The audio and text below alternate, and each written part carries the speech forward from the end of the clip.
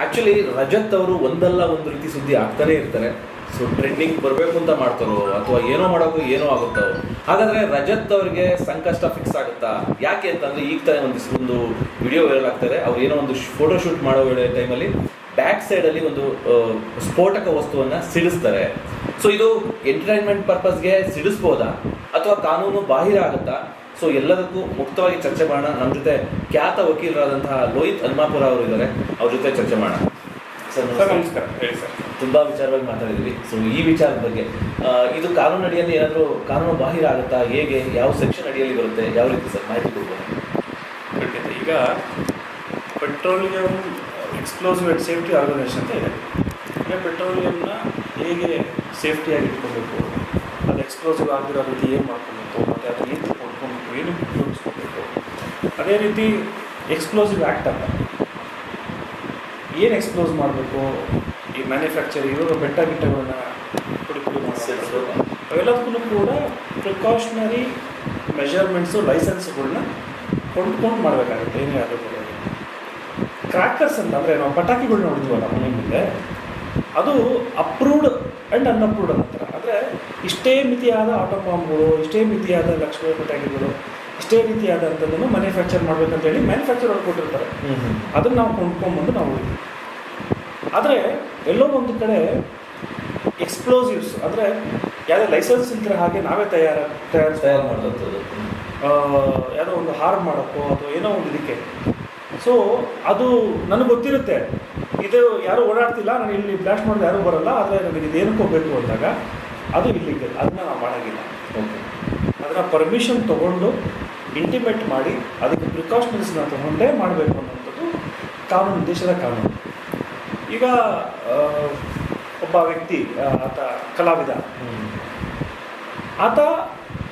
ಆತನ ಮೇಲೆ ಬಂದಿರುವಂಥದ್ದು ಅಲಿಗೇಷನ್ಸ್ ಏನು ಅಂದರೆ ಪೆಟ್ರೋಲನ್ನು ಕವರಿಗೆ ಸುತ್ತಿ ಅದನ್ನು ಕಟ್ಟಿ ಹಿಂದ್ಗಡೆ ಇಟ್ಟು ಅದಕ್ಕೆ ಬೆಂಕಿ ಹಚ್ಚಿ ಅದು ಬ್ಲಾಸ್ಟ್ ಮಾಡಿ ಈತ ಬೈಕಿಂದ ಹಿಡಿಯುವಂಥದ್ದು ಒಂದು ಏನೋ ಸ್ಟೆಂಟೋ ಏನೋ ಒಂದು ಶಾರ್ಟ್ ಮಾಡಿದ್ದಾರೆ ಅಂತ ಹೇಳಿ. ಸೊ ಅದ್ರ ಬಗ್ಗೆ ಇವತ್ತಿನ ವಿಚಾರ ನಡೀತಾ ಇದೆ. ಹಾಗಾಗಿ ನಾನು ಹೇಳೋದೇನು ಅಂದರೆ ಇದು clear and cut criminal case ಆಗ್ತದೆ ಪರ್ಮಿಷನ್ ತೊಗೊಂಡಿಲ್ಲ ಅಂದರೆ. ಯಾಕೆಂದರೆ ಎರಡನೇದು ಈ ಕೃತ್ಯ ಇದೆಯಲ್ಲ, ಇವತ್ತರೆಗೂ ತಮಗೆ ಗೊತ್ತಿತ್ತಾ ಅಥವಾ ನನಗೆ ಗೊತ್ತಿತ್ತಾ? ಪೆಟ್ರೋಲನ್ನು ಕವರಲ್ಲಿ ಸುತ್ತಿ ಈ ಥರ ಹಿಂಗೆ ಡಮ್ ಅನ್ನೋದು ನಮ್ಗೆ ಗೊತ್ತಿತ್ತಾ? ಖಂಡಿತ ಗೊತ್ತಿಲ್ಲ. ಇದನ್ನು ತಾವು ಎಲ್ಲ ಯುವಕರಿಗೆ ಅಥವಾ ಸಮಾಜದಲ್ಲಿರುವಂಥ ಮಕ್ಕಳುಗಳಿಗೆ ತಾವು ಈ ರೀತಿಯೂ ಆಗುತ್ತೆ ಅಂತ ಹೇಳ್ಕೊಡ್ತೀವಿ. ಅಂದರೆ ಒಂದು ಬ್ಲಾಸ್ಟ್ ಅನ್ನುವಂಥದ್ದು ಬಾಂಬನ್ನು ಸಿಡಿಸುವಂಥದ್ದು, ಮಾನವ ಮಾಡಿರುವಂಥ ಒಂದು ಬಾಂಬ್ಗಳು ಅನ್ನೋ ಥರ. ಸೊ ಇದನ್ನು ತಾವು ಹೇಳ್ಕೊಡ್ರಿ. ಇದರಿಂದ ಈಗಾಗಲೇ ತಾವು ಸಿನಿಮಾ ನಟರುಗಳು ಲಾಂಗು ಮಚ್ಗಳನ್ನು ಇಟ್ಕೊಂಡು ಮೇನ್ ರೋಡ್ಗಳಲ್ಲಿ ತಮ್ಮ ಹುಟ್ಟಿದಬ್ಬಗಳಲ್ಲಿ ಕೇಕನ್ನು ಕಟ್ ಮಾಡಿ ಹೇಳ್ಕೊಟ್ರಿ. ಅದು ಯಾವ ರೀತಿ ನಡೆದೋಯ್ತು ಅಂದರೆ ಪಾಪ ಯುವಕರುಗಳು ಏನು ಪುಡಿ ರೋಡಿಗಳು ಅಥವಾ ಏನು ಈಗ ಬೆಳ್ಕೊಂಡು ಏನೂ ಇಲ್ದಿರೋ ಕೆಲಸದಲ್ಲಿ ನಾನು ರೋಡಿಸಮೇ ನನ್ನ ಜೀವನ ಅನ್ನೋವಂಥವ್ರು ತಲವಾರುಗಳನ್ನ ತೊಗೊಂಬಂದು ಒಂದು 100 ಜನ 50 ಜನ ಇಟ್ಕೊಂಡು ರೋಡಲ್ಲಿ ಪಟಾಕಿ ಹೊಡ್ಕೊಂಡು ಕೇಕ್ ಕಟ್ ಮಾಡೋದು ಒಂದು ಶೋ ಆಗೋಯ್ತು. ಶೋಕೆ ಇದ್ರ ಕಲ್ಸ್ಕೊಟ್ಟಿದ್ದು ಯಾರು? ಇವರೇ ಸಿನಿಮಾ ನಟರುಗಳೇ. ಇವರು ದುಡ್ಡು ಮಾಡೋಕ್ಕೋಸ್ಕರ ಸ್ಟೆಂಟ್ಗಳನ್ನ ಮಾಡ್ತಾರಲ್ಲ, ಜನರಿಗೆ ಇಂಪ್ಯಾಕ್ಟ್ ಆಗೋ ರೀತಿ, ಅವರ ಮೆದುಳಿಗೆ ಹೋಗಿ ನೇರವಾಗಿ ತಲುಪೋ ರೀತಿ ಮಾಡ್ತಾರಲ್ಲ ಅಂಥವ್ರೆ. ಸೊ ಹಾಗೆ ಇದನ್ನು ಕೂಡ ಹೇಳ್ಕೊಟ್ರಿ. ಅಂದರೆ ಪೆಟ್ರೋಲ್ನ ಕವರ್ಗೆ ಹಾಕ್ಬಿಟ್ಟು ಸುಟ್ಬಿಟ್ಟು ಅದೇನೋ ಮಾಡಿದ್ರೆ ದಮ್ ಅಂದ್ಕೊಂಡು ಹಿಂಗೆ ಬರುತ್ತೆ ಅನ್ನೋ ಥರನೂ ಹೇಳ್ಕೊಟ್ರಿ. ವೀಲಿಂಗ್ ಮಾಡೋದು ತಾವು ತೋರಿಸ್ಬಿಟ್ರಿ. ಸೊ ಹಾಗಾಗಿ ಇದು ಬಹಳ ದೊಡ್ಡ ತಪ್ಪು. ಮತ್ತು ಇದರ ಇಂಪ್ಯಾಕ್ಟ್ ಮಾಡಿದ್ರೆ ಇವಾಗ ಈತ ಪೆಟ್ರೋಲ್ ಎಷ್ಟು ಹಾಕಿದ್ರು ಗೊತ್ತಿಲ್ಲ, ಅತಿಯಾಗಿ ಯಾರೋ 1 ಲೀಟ್ರ್ 2 ಲೀಟ್ರ್ ಹಾಕ್ಬಿಟ್ಟು ಬ್ಲಾಸ್ಟ್ ಮಾಡಿದ್ರೆ ಏನಾಗುತ್ತೆ? ಸುತ್ತಮುತ್ತ ಮನೆಗಳಿಗೆ ಏನಾಗ್ತದೆ? ಈ ರೀತಿ ಚಿತ್ರನಟರಿಗೆ ನೀವು ನಿಮ್ಗೊಂಚೂರು ಕಾಳಜಿ ಇಲ್ವಾ ತಲೆಯಲ್ಲಿ? ಏನು ತಿಂತೀರಿ ಚೂರು?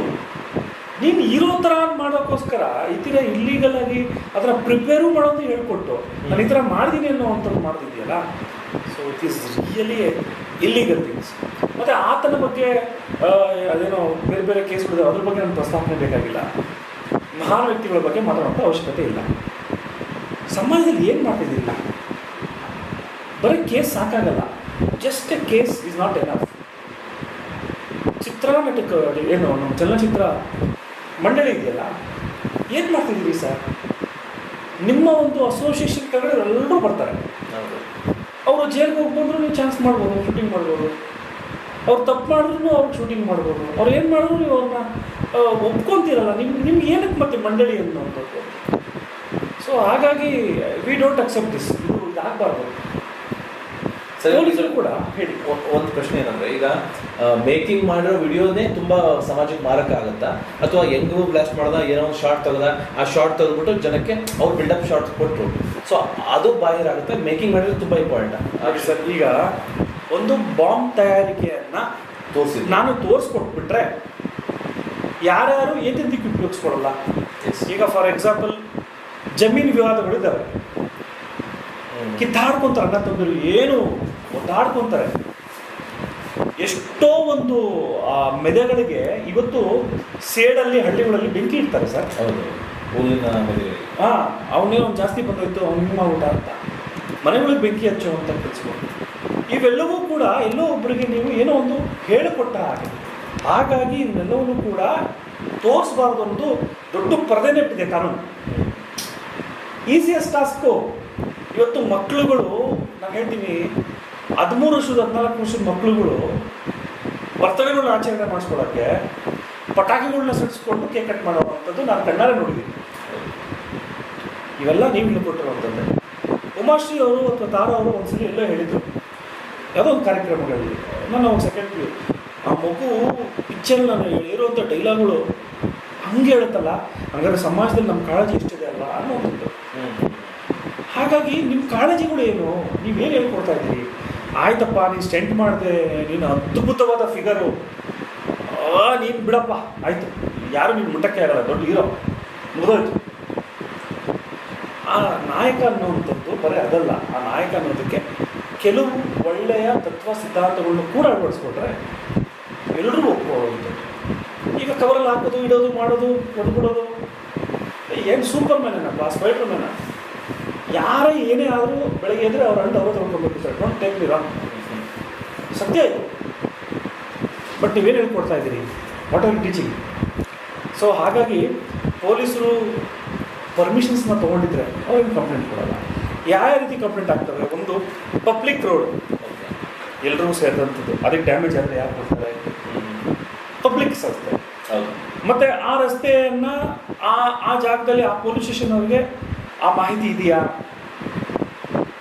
ಹಿಂಗೆ ಮಾಡ್ತಾ ಇದ್ದೀವಿ, ಈ ರೀತಿ ಆಗ್ತಾ ಇದ್ದಾವೆ ಅನ್ನೋವಂಥದ್ದು ಇದ್ದರೆ, ಪರ್ಮಿಷನ್ ಇದ್ದರೆ, ಆ ಪರ್ಮಿಷನಲ್ಲಿ ಪೊಲೀಸರು ಕೂಡ ಇನ್ವಾಲ್ವ್ ಆಗ್ತಾರೆ. ಯಾಕೆಂದರೆ ಅದೇನು ನೀವು ಟ್ರಯಲಲ್ಲಿ ತೋರಿಸಿದ್ದೀರಿ, ಆ ಕವರ್ನಲ್ಲಿ ಪೆಟ್ರೋಲ್ ಹಾಕೋದು, ಸುರಿಯೋದು, ಇಡೋದು, ಅವ್ಯಾವೂ ಕೂಡ ತೋರಿಸೋಂಗಿಲ್ಲ.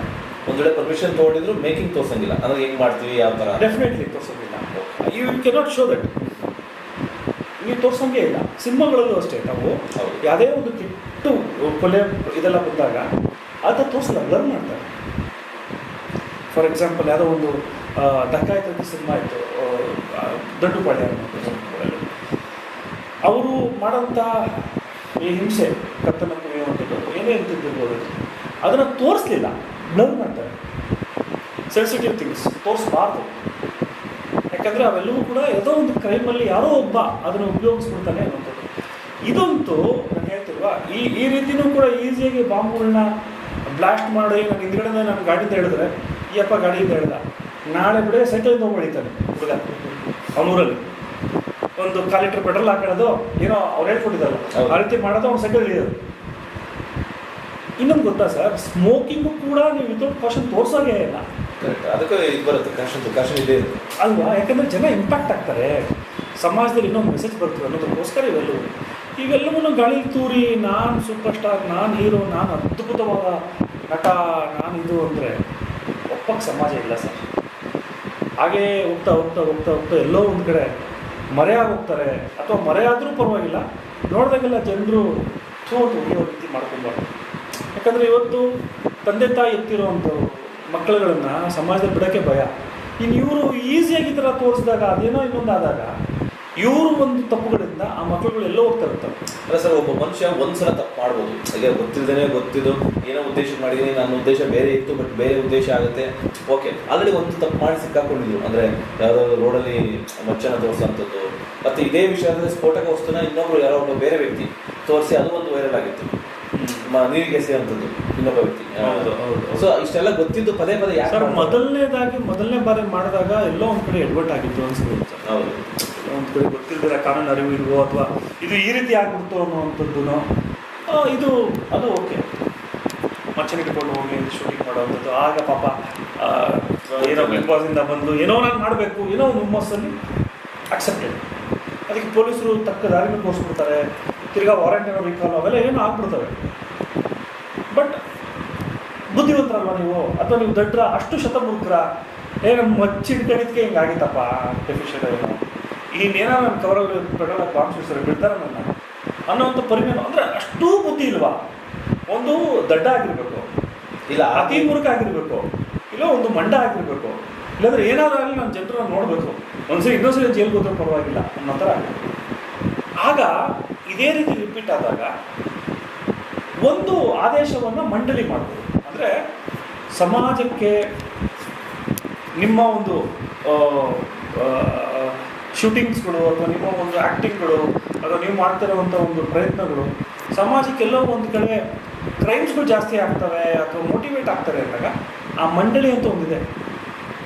ಆ ಮಂಡಳಿ ಇದೆಯೋ ಸತ್ತೋಗಿದೆಯೋ, ಈ ಚಿತ್ರನಟರು ಬರೇ ಕಲರ್ಫುಲ್ ತೋರಿಸೋದು, ಅದು ಏನು ಮಂಡಳಿ ಅಂತ ನಮ್ಗೆ ಗೊತ್ತಿಲ್ಲ. ಯಾರೋ ಒಬ್ಬ ಹೋಗಿ ಹೇಳ್ಬೇಕಾ, ಯಾರೋ ಒಬ್ಬ ಕುತ್ಕೊಬೇಕ್ರಿ, ತಾಕತ್ತಿರೋದು ಕುತ್ಕೊಂಡು ಅದನ್ನು ಆದೇಶ ಮಾಡಬೇಕು. ಜೈಮಾಲ ಅವರು ಇವತ್ತಿದ್ದಾರೆ, ಮೊನ್ನೆ ಚೇತನ್ ಅವರ ಹಿಂಸೆ ಕೂಡ ಮಾತಾಡೋದು ಅಪ್ರಿಷಿಯೇಟ್, ಅದನ್ನು ತಲೆಬಾಗಿ ಹೇಳೋದು. ಅಮ್ಮ ಇದೇ ರೀತಿ ಸಮಾಜದಲ್ಲಿ ಮಕ್ಕಳು ಹಾಳಾಗ್ತಿದ್ದಾರೆ, ಇವೆಲ್ಲ ನೋಡಿದ್ರೆ ನಿಮ್ಗೆ ಅಷ್ಟು ಗೊತ್ತಿಲ್ವಾ?